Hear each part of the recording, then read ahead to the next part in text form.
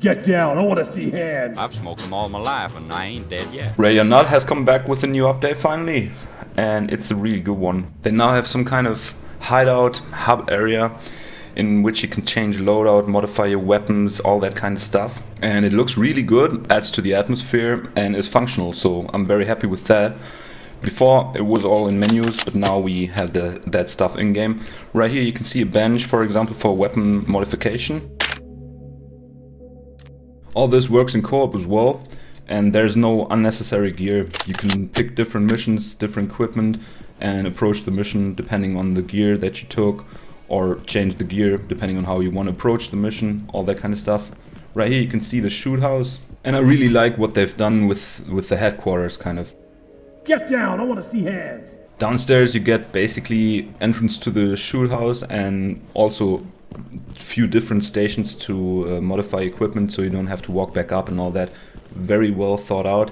I really like how the hideout mechanic or the headquarter mechanic works now. It's beautifully done, because even in co-op you can have people run around here, do their thing. Because of the unbelievable processing power of my machine, I'm running on medium to low and it still looks good to me. I've tried to bump it up all the way. You can definitely see the difference in effects, all that, but it's not too bad, it's not too bad. And stability now is pretty good as well. Police, hands up! And then we have a man right here that we can take into custody, practice, you know. Hands up! Police, hands up! I'm not saying anything to you. In the basement there's a shooting range to test out different weapons. You can refuel ammo.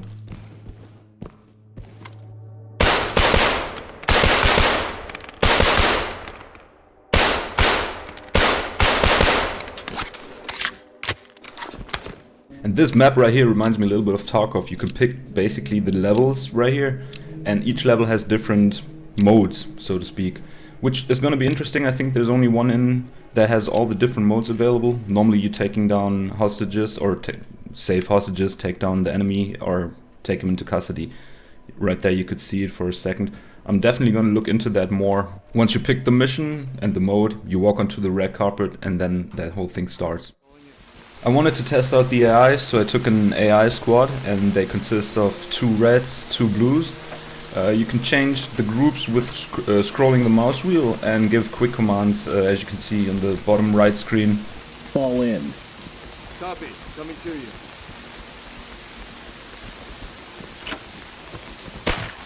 Hands up, do it now! Yelling out to the suspects or the civilians works as well. Hands Sometimes up. funny stuff happens in this build, but that's to be expected, Hands up. nothing game breaking. I'm pretty happy with how the AI mechanics work, because the squad now actually does what you say they should do, or what you tell them to do, and they are really helping in the mission.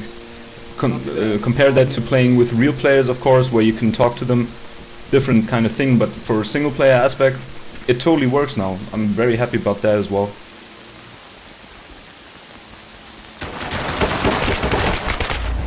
Dynamic music triggers once you engage in a firefight, and you can of course turn down the music all the way, but I think it's a nice touch. It's really well integrated already, and the style of the music works with how the game looks, with the visuals, with the atmosphere overall.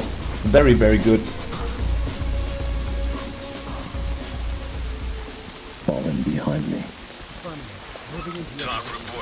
And right here you can see the thing that's most important to me when playing single player. That's all problems that don't exist in co-op, because you can talk to people clearly. Open it. Toss a flashbang. But in this case, look at what the AI does.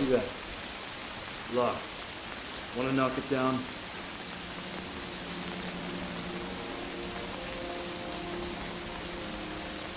Ram the door, bang the room. Roger. Let's take care of it. Ready to knock something down.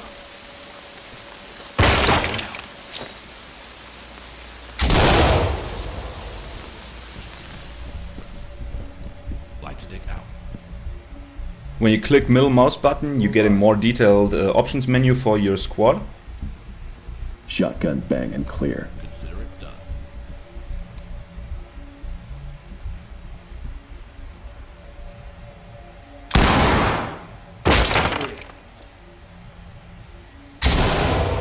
And I'm also very happy about how pathfinding works now, Moving and like clear. restraining suspects. Like you could see now, like he just got out his shotgun, got the door open, they flashbanged it, went in. They all do that with one command, and the command of course depends on what kind of object you're looking at. If you're looking at a door, you get different options than if you're looking at a room where they can walk in and clear and stuff like that. Restrain targets. This one's secure. You're good, don't worry.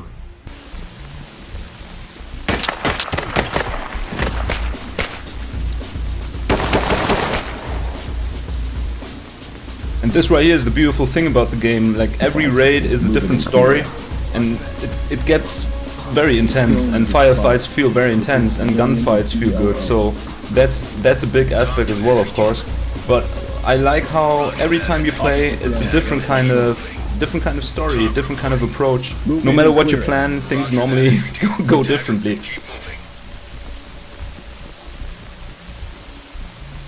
Suspect DOA. This is Talk. Copy that, entry team. Notifying morgue. Try the door. Roger, on it now. Locked. Fall in. Use your tools on that lock. Got my toolkit here. The game, apart from the gunfights, is not easy at all. There's a lot of stuff to think about and to consider before going into the room and all that. Feels super good, super realistic in a way. Move in and clear it. Roger. Moving up. Tripwire once again.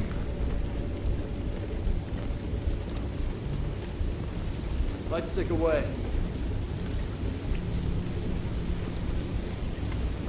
Move in and clear it. Absolutely.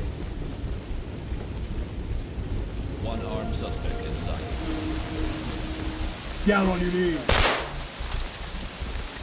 And right now we have something funny happening, which is not necessarily maybe a bug, but sometimes the suspects freak out a little bit and do weird shit, so... Hands up now.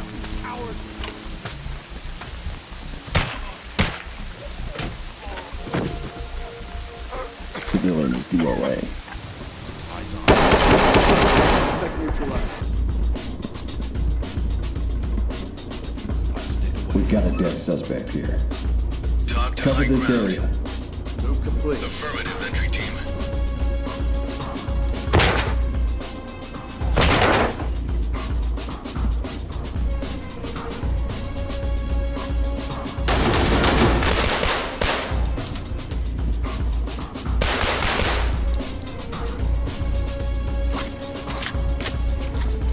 Stay on me. Move and clear. Roger. Hey, I'm gonna need you to move. Moving up.